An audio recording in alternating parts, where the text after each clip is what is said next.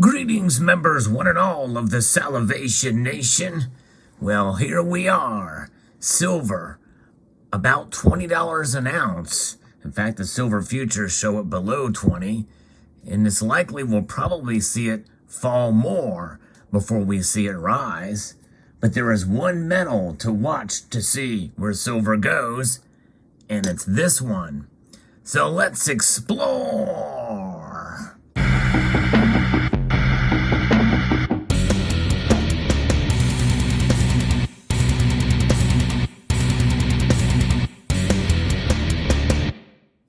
Now, you probably know what metal this is.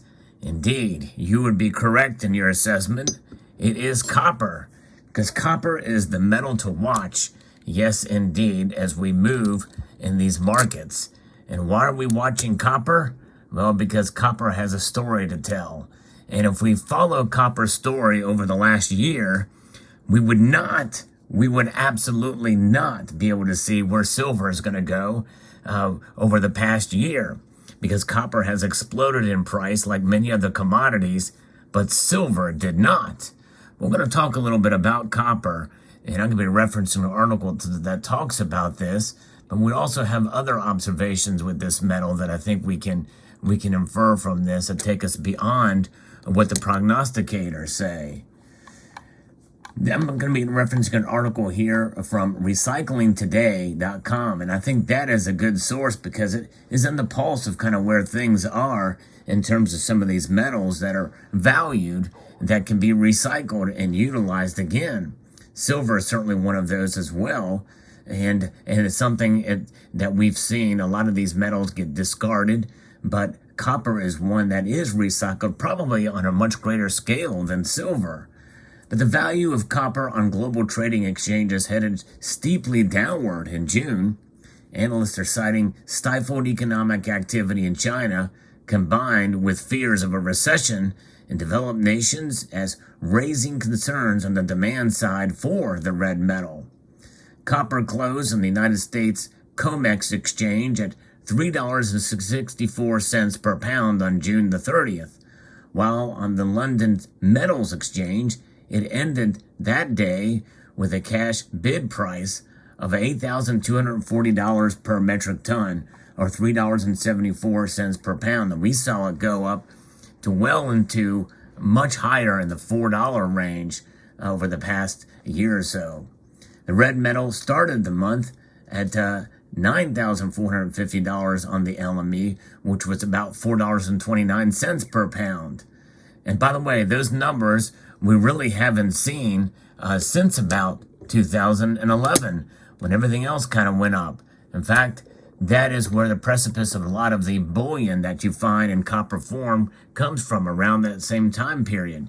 In fact, really, from about 2008 through about 2012, copper was readily available in bullion form, and hence why you see so much of it here. Now, the copper that you see displayed here, I purchased partially thinking that, hey, it could be that the copper could be the new silver, as silver was reaching highs that we've not seen since 1980 in nominal dollars. But nonetheless, certainly we do understand that even though the premiums above spot were not as high as they are today, were extremely high, well more than double of spot price. You would not get your money back. It is not wise to buy copper in bullion form like we see here. The best way to accumulate copper is to purchase it like this, or to have it like this to get it in your change. And you know, copper cents from 1982 or earlier, that's the best way to be able to accumulate copper, because you're getting it literally for much less than spot price. And even though you can't melt these things down and resell them, it is a good way to be able to accumulate something of value that could potentially be used in transactions down the road in the case of an SHTF scenario.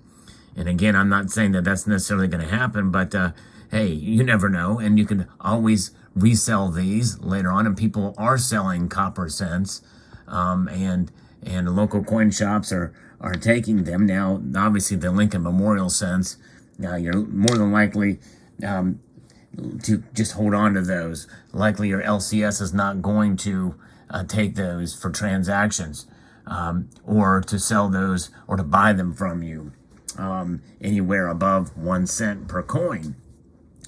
Nonetheless, in June, we saw copper drop 12.8%, as measured by that exchange from the London Metals Exchange. A news item posted by Reuters recently indicates the value of copper on the LME fell more than 19% in the second quarter of the year. Now think about that, and think about that in terms of silver and gold. And copper took a big hit.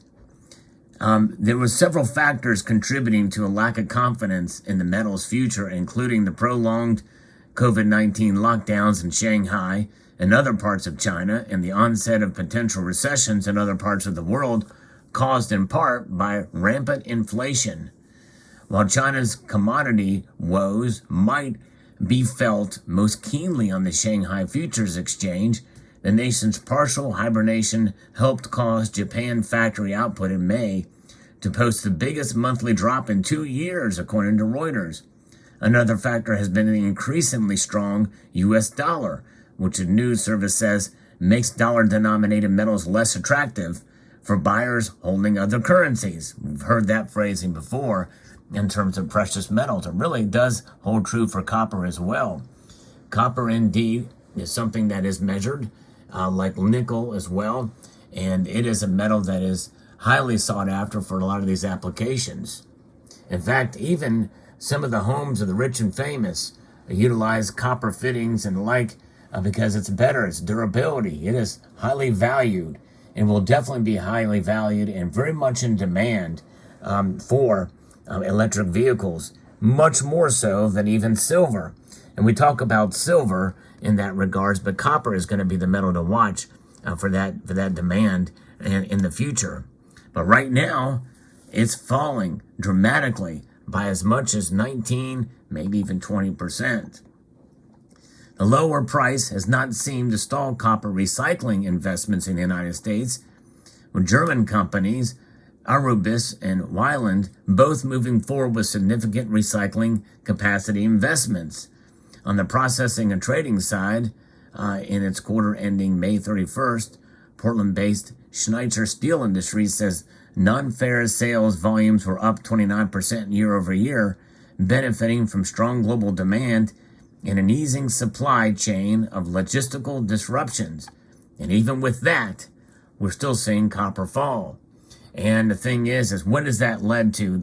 That leads to lack of fabrication, because lower demand for copper based off of where the markets are due to the recession, which it's all but official now that we are likely headed into a recession, if not already there. And that's going to be just precipient. It's going to be encouraged by the Federal Reserve raising rates. And that's going to slow economic activity. So that means copper is going to be the metal to watch, and its dramatic move downward means that likely silver will also take a dramatic move downward. And because silver is seen just as much, if not more so, as an industrial metal, as it is a hedge against economic instability, and its role as a precious metal. And so it's going to be hurt by this, and that's why many are predicting that silver could in fact fall to well below $20 an ounce. Some say as low as $17 or maybe even $15 an ounce, which were the numbers back before the pandemic time. Now, obviously, before the pandemic, we saw great economic activity, a strong dollar, low inflation, and a good economy. And that means that people weren't as worried. And so people weren't accumulating silver for precious metals as a precious metal in order to save. And I think that weighed in on silver's price being lower. But you would think the industrial demand picking up because of good economic times would have had an effect, but it was not enough to move the price, to move the needle. However, if we were to see good economic times ahead and activity and increased bullion demand or demand for the metal in the industrial sector, could it be enough to sway and move the prices upward? Potentially, but I think it would take quite some time.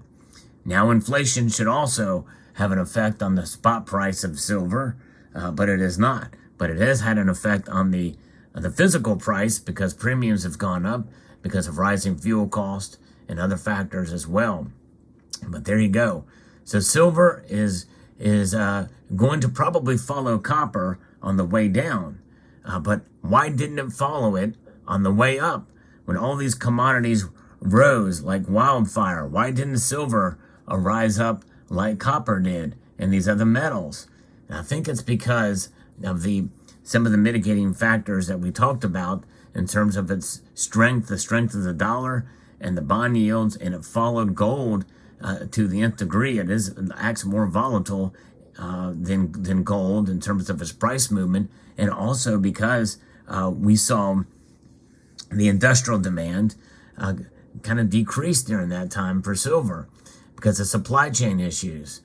Silver is critical in some of the supply chain issues, and you would think that copper would have been just as affected, but no, it was not. And it's the same with nickel. And I think a lot of that is because of the effect of the industrial side, and so much of it was being utilized and stored up and through that time, and maybe even a lack of recycling during that time because of supply chain issues, because copper is recycled more often, I think, than silver is. And so that meant that the demand for the metal increased over what could be brought in from recycling.